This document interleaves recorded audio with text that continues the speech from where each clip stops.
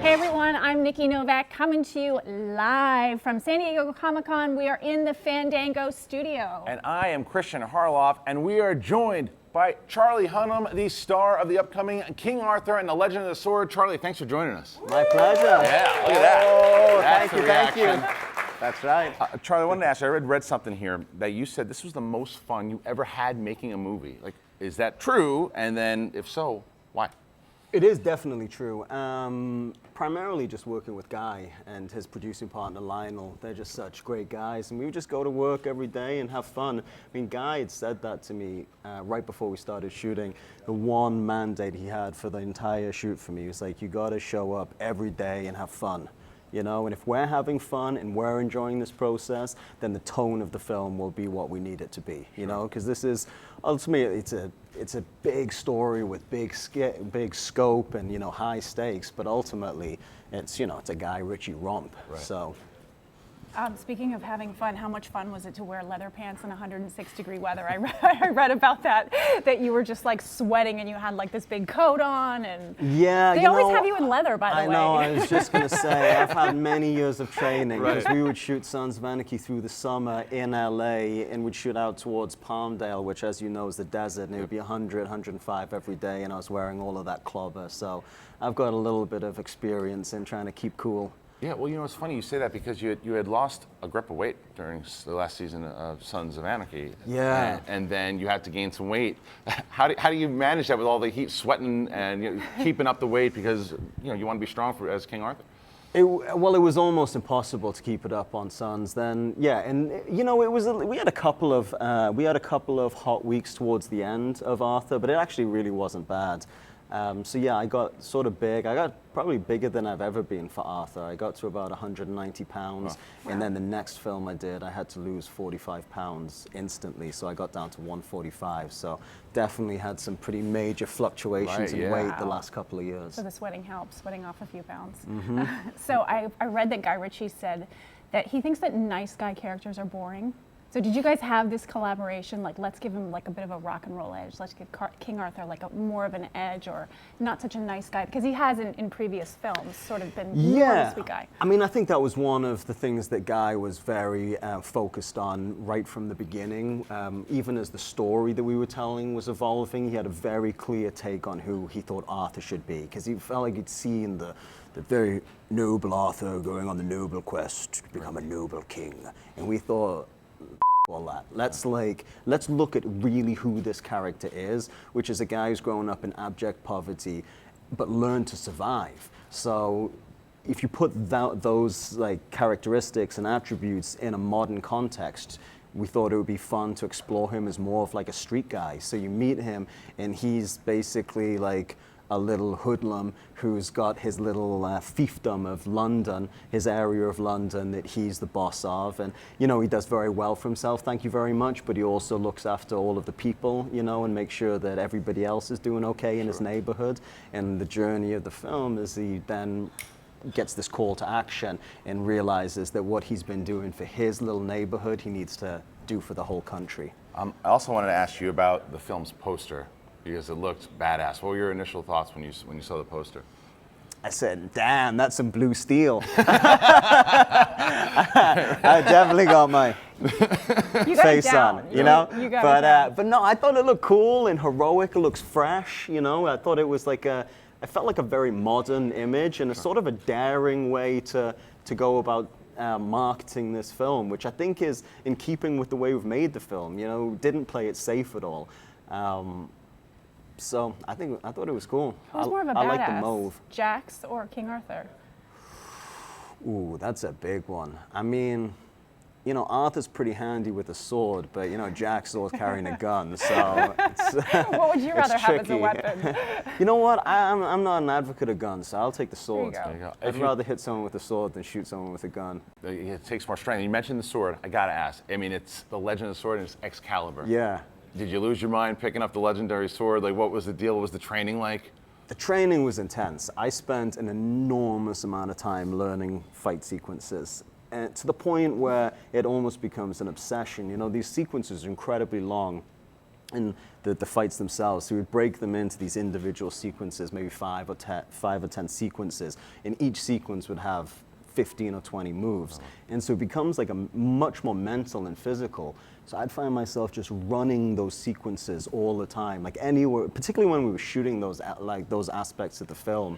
It's all I was thinking about. I'd be in the market at Ralph's at the checkout, like 1, 2, The loaf of bread. oh, right. You know, people think it's so glamorous, but sometimes you're just in the supermarket, you know, practicing sword fights with an imaginary sword. And It's like dancing too. I mean, it's all the Yeah, rhythm of it. it's- Do you Yeah, remember the very much moves like at it. this point, or is it one of those No. things like you crash study for a course and then you forget about Right, it I after could have that? done them in my sleep at the time, and probably was doing them in my sleep at the time, but then as soon as you finish, it's just out of the head. Well, if you are just joining us, we are here with Charlie Hunnam. We're talking about King Arthur and the Legend of the Sword, and we have some fan questions right now. Oh, boy. Live viewer. This is Zachary. where it gets- This is where it gets tricky. Unpredictable. That's right. Zachary asks, will there be a sequel to Sons of Anarchy? Well, I mean, there's no profit to me if there's a sequel because I'm dead. But so I don't care either way.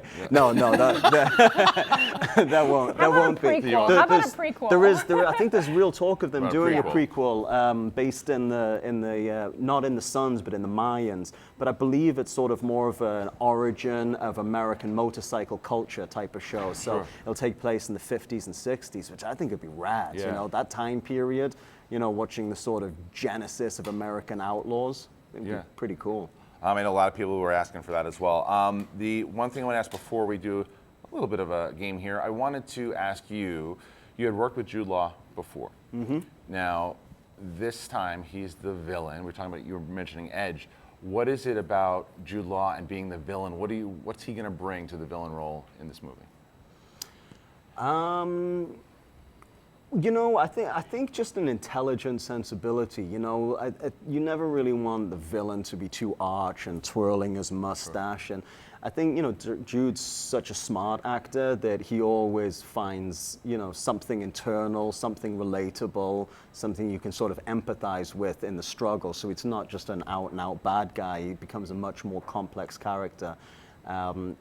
And he's just so good, you know. And there is something, there's something you could definitely tell that he revels getting to play the bad guy, which everyone does. It's fun to play the bad guy, but I could see right when I arrived that he wasn't going to give it up easy. There was going to be a real spar with him in these scenes, and Which is a challenge. I mean, which is a challenge. No, absolutely. I mean, sometimes, you know, most of the time when you're acting with another actor, you do everything you can to accommodate their needs and wishes for what they need to do. But sometimes when you're in a situation that's, you know, based on animosity or conflict, sometimes the most helpful thing you can do is not try to help your co-star, and just sort of have the wall up and say, this is the game I'm playing, you better show up ready to play your game. And that's sort of the dynamic that arose between us, which is really fun. I mean, that's the dynamic I had with Ron on Sons too, that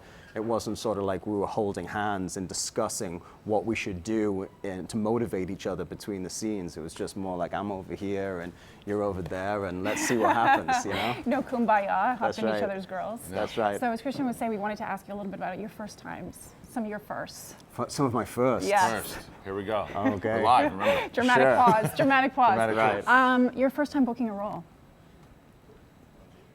God, now you're making me feel old. That was a long time ago now. But I remember. It was very, very exciting. I actually do remember now. It was Christmas Eve in Newcastle, and I was 17, and I was at college learning the theory and history of film. I'd already committed in my mind that I was going to dedicate my life to this, but wasn't sure how to get in.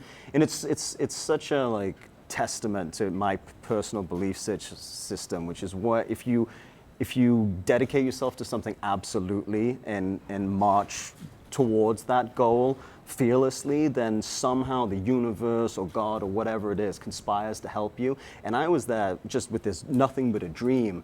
And Christmas Eve on 1997, I was in a shoe shop. I was a little drunk. You can drink at 18 in England, so I wasn't breaking the rules too much. And I was dancing around in these pair of sneakers. And in the hometown that I was from, there's one TV show films there called Biker Grove, and it just so happened the production manager was also Christmas shopping, and they had been looking for this one role that they couldn't find, and she just approached me about it and said, have you ever thought about acting? And I said, actually, that's all I've ever thought about doing. Oh. And we started talking. She had me come in, do an audition. I ended up getting the role. So I didn't have an agent or anything. I literally was just drunk in a shoe shop, but with like this huge passion and dream and aspiration to work in the world of film. And so she was the little angel that came to give me a push along the journey, you know? Very similar, I guess, what's going to happen in Arthur when you, in the beginning, kind of going on a journey, and that's and right. Look at you now. Good tie in there, Kristian. Thank you very much. Beautiful, beautiful. All right, we should do this professionally. I'm going to try it. I know. I'm going to say what happened. We're going to run out of time here, but what I do want to do is I want to get to one more fan question. Clarissa asks, who do you want to work with in the future? Oh my goodness, many people. There's a lot of people that I'd like to work with again. I would actually love to work with Guy again. Wow. Of all the directors that I've worked with, I feel like he grabbed your butt? I saw a picture that you posted. He's always grabbing my butt. What was that? It's like sports. It's like, It's like the new man, bromance thing. You grab each other's butt. Well, I didn't grab his butt ever. I just want to clarify. I don't know. He just liked to have a little feel up once in a while. I think he was looking for inspiration.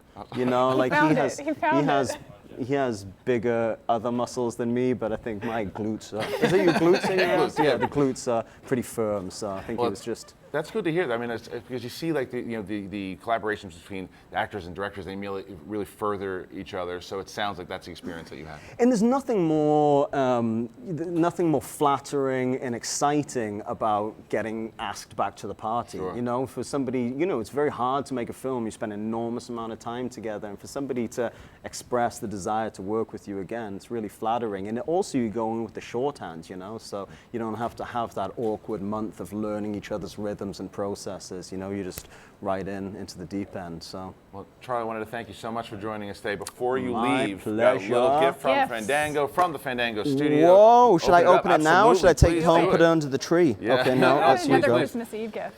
And it's while pretty he's doing light. that, I gotta say. Let's see. I'm telling you, it's not Excalibur. Guys, make sure you check out the movie. Snap, make sure you check out King Fandango. Arthur: Legend of the Sword. Charlie Hunnam. I'm Kristian Harloff. I'm Nikki Novak. And make sure you keep checking out everything here, all our coverage from the Fandango Studios for Comic-Con. Thank you guys. Keep watching. Boom.